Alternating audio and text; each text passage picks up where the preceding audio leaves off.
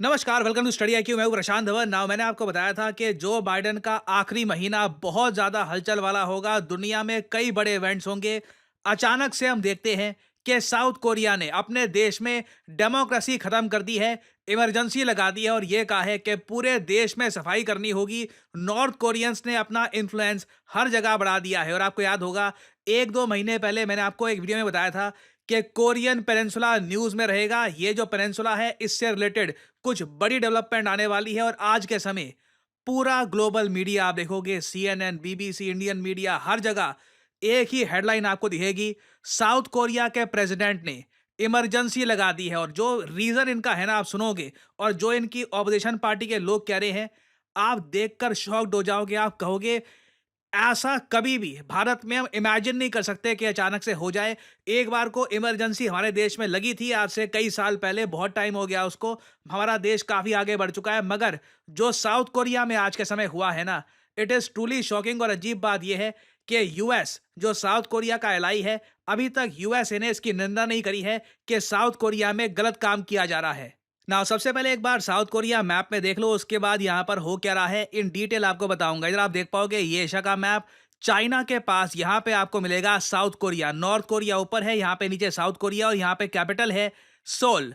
Now जो इनकी capital है ना सोल, यहाँ पे अचानक से लोगों ने देखा सडनली सड़कों पे टैंक्स आ चुके हैं। आर्मी टेक ओवर कर रही है। आर्मी ने जो इनका पार्लियामेंट है घेर लिया है। जो विजुअल्स हैं इसके, ये मैं आपको दिखाता हूँ। नाउ इधर आप देख पाओगे इस तरीके से साउथ कोरिया में जो टैंक्स हैं ये सड़कों पे आ जाते हैं। अचानक से इनके प्रेसिडेंट फिर पूरे देश को बताते हैं कि देखिए हमारे देश में नॉर्थ कोरिया जो हमारा एनिमी देश है, नॉर्थ कोरिया से प्रभावित बहुत सारी पॉलिटिकल पार्टीज आ चुकी हैं। ये देश के लिए खतरा है और इन सब का सफाया करने के लिए मैं देश में मार्शल लॉ इमरजेंसी घोषित कर रहा हूं। अजीब बात देखिए, जैसे ही साउथ कोरिया के प्रेसिडेंट ये अनाउंसमेंट करते हैं और ये आपके सामने वो ऐतिहासिक स्पीच है, ये साउथ कोरिया के प्रेसिडेंट ये बोलेंगे कि नॉर्थ कोरिया से खतरा बहुत बढ़ रहा है, इसलिए मैं मार्शल लॉ घोषित कर रहा हूं।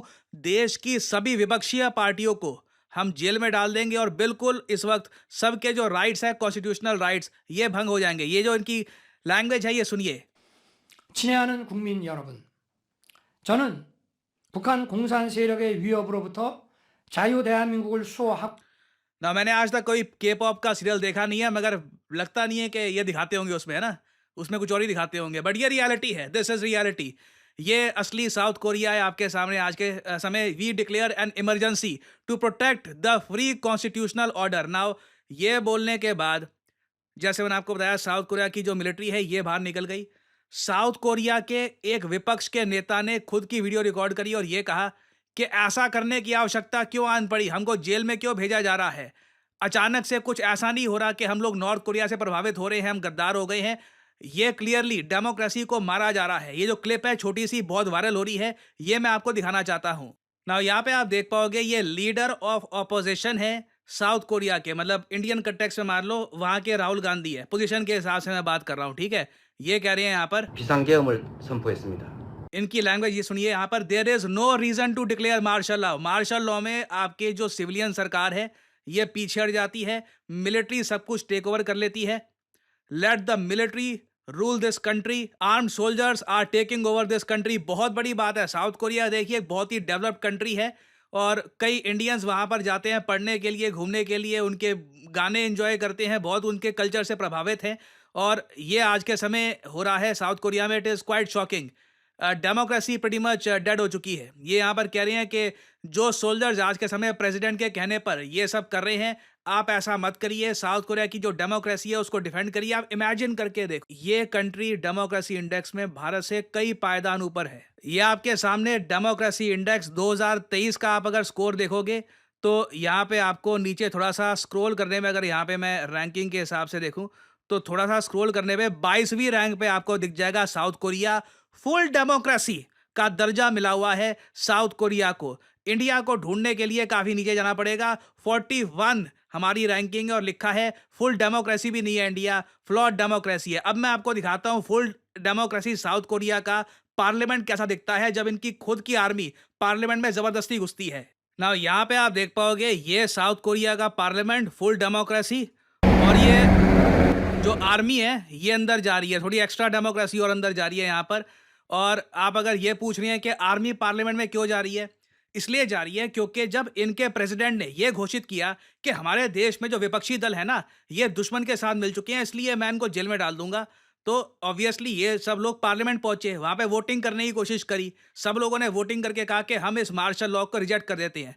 जैसे ये न्यूज़ पहुंची आर्मी को, आर्मी यहाँ पर बंदूकें लेकर घुस गई अंदर। और उसके बाद आप इमेजिन कर सकते हैं जो अंदर पार्लियामेंटेरियंस हैं उनके साथ क्या हुआ होगा। कई लोगों को ऑलरेडी जेल में डालना स्टार्ट कर दिया जा चुका है। इस सब के पीछे मन कर रहा है, पीछे ना एक वो कौन सा बैंड है बीटीएस, उसका एक गाना बजाता है, बट दो प्रॉब्लम्स है, एक तो कॉपीराइट आ जाएगा, उसके अलावा मुझे नाम भी पता नहीं क्या होते हैं इनके गानों के। But this is quite shocking Indeed. और हाँ, अगर किसी को ये लग रहा हो कि ये सब जो भी हो रहा है मतलब ज़्यादा हिंसा नहीं हो रही है इस सब में, मैं वीडियोस इतनी दिखा नहीं रहा आपको, बहुत सारी वीडियोस आराम आराम से आ रही हैं। इधर आप देख सकते हैं, ये कोरियन पार्लियामेंट के बाहर का ये दृश्य है।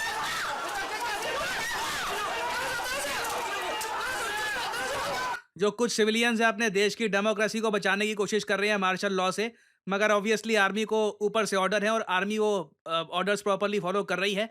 और अब यहाँ पे आप पूछोगे अच्छा ठीक है, ये तो साउथ कोरिया का हो गया, इसका इम्पैक्ट दुनिया पे क्या होगा। तो अब अगेन जो मेरा एनालिसिस है, अब मैं आपको बता रहा हूँ कि यहाँ पर क्या हम एक्सपेक्ट कर सकते हैं। देखिए, जब से नॉर्थ कोरिया ने अपने सैनिक रशिया की हेल्प करने के लिए भेजने शुरू कर दिए थे, मैंने आपको बता दिया था कि यूएस कहीं ना कहीं नॉर्थ कोरिया को झटका देने के लिए कुछ करेगा और उसका पहला स्टेप ले लिया गया है। साउथ कोरिया डेफिनेटली कुछ मिलिटरली करेगा अगेंस्ट नॉर्थ कोरिया। इसके लिए सबसे इंपॉर्टेंट तो ये था कि साउथ कोरिया में कुछ रुकावट ना आए, कोई ऑपोजिशन लीडर, कोई प्रोटेस्ट वगैरह कोई इनको रोके ना, जो इनकी गवर्नमेंट अब करने वाली है। तो डेमोक्रेसी को अभी के लिए बिल्कुल कैबिनेट में रख दिया गया है।